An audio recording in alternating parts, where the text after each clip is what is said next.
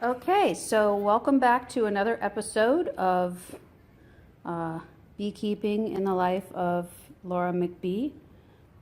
I've got my dogs here helping me with my next project. Of course, he's chewing on his bone. He doesn't really care.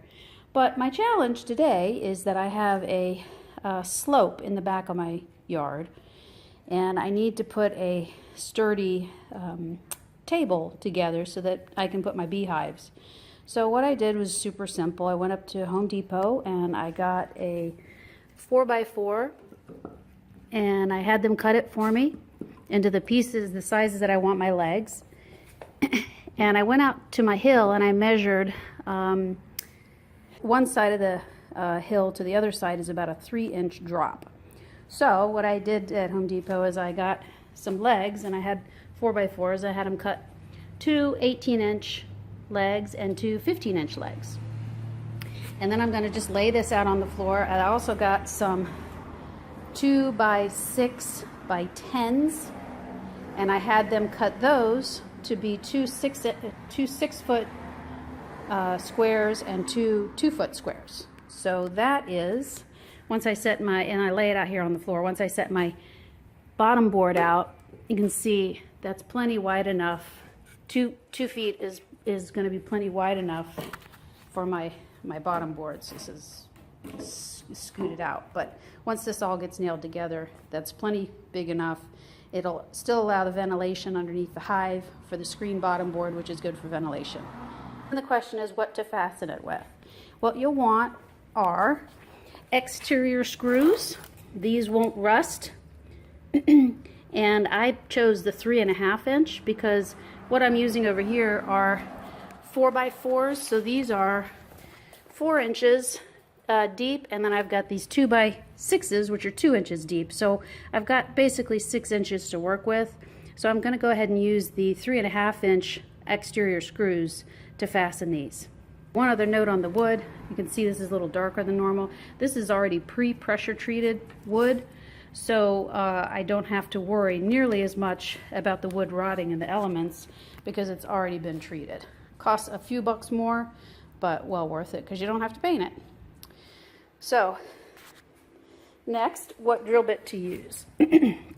So the way sometimes the boxes will tell you what size drill bits to use, and some of the more expensive boxes actually even include the drill bit. I got the cheapy box because I already have the drill bits. But what I usually do is I try to find a drill bit that's just slightly smaller than the actual screws itself, so that it makes it allows the screws to grab. And the easiest way to tell that is just to put the drill bit and the screw in your fingers and kind of roll them around.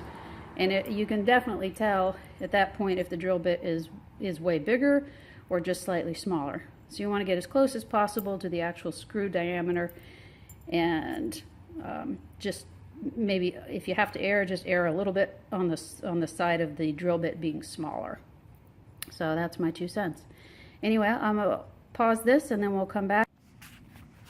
So this is where I'm putting my pilot holes. What I'm doing is a diagonal pattern on one side here, and then I drilled another one here about an inch inside. About an inch inside here. I don't want to get too close to the edge because I don't want to split the wood and make the table weak. And then the same thing on the other side down here. So I'm going to end up with 2 screws here. And then on this side, I'm going to do the same diagonal pattern, but I'm going to do about 2 inches deep on this side and this side so that my screws don't end up knocking into each other inside the wood. So now I have my first sideboard in. My legs are pretty sturdy. This is nice and solid. There's a gap there because the wood is a little bent, but that's okay. What I'm going to do for extra support is the remaining 2-foot pieces to keep these legs together. All right, so here is our completed hive stand. I can probably put maybe 3 or so hives on there. Looks pretty darn sturdy. I've got plenty of space here for the stand. More would probably be a little ideal. If I did this again, I probably would do maybe instead of 2 feet wide, I might do 1.5 feet wide. But that's still plenty. I don't have to worry about that. I've got about 5 inches, 4 inches of play there. And I want the bottom open. You could close the bottom, but I want the bottom open for ventilation and for letting the Varroa drop to the ground, where hopefully they won't be able to re-enter the hive. So that's good for hygiene. All right, so we are in the bee yard here. I've got the hive there. This is where I want to put my stand. It's a great spot that's sunny in the morning all through the day and gets shade in the late afternoon. I primarily want to move this hive because it's leaning a little bit. We want it to be level, so I've brought some shims of various thicknesses here and my trusty level, and I'm going to go ahead and shim it up and make sure that everything's level so the bees can draw out nice level comb, and I'll be back.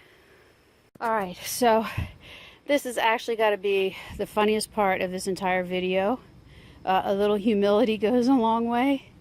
So either my measurements for this 3-inch drop were ridiculously off, or I don't remember where I was standing on this hill. But as you can see, this was not easy. I had to dig this side of the 15-inch leg, I'd say probably 8 inches into the ground. And I had to shim up this side of the leg, which was already 3 inches higher, probably by another inches, with the help of some woodland tools known as a rock. So as you can see, my beehives are now level on all 4 sides. I've got my level here, it's in the middle.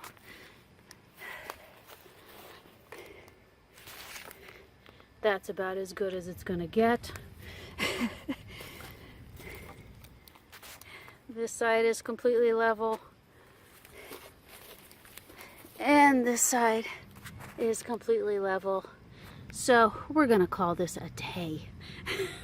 So thank you for tuning in. That concludes my bee project for the day. It's time to have a nice glass of wine, and I hope the bees enjoy it.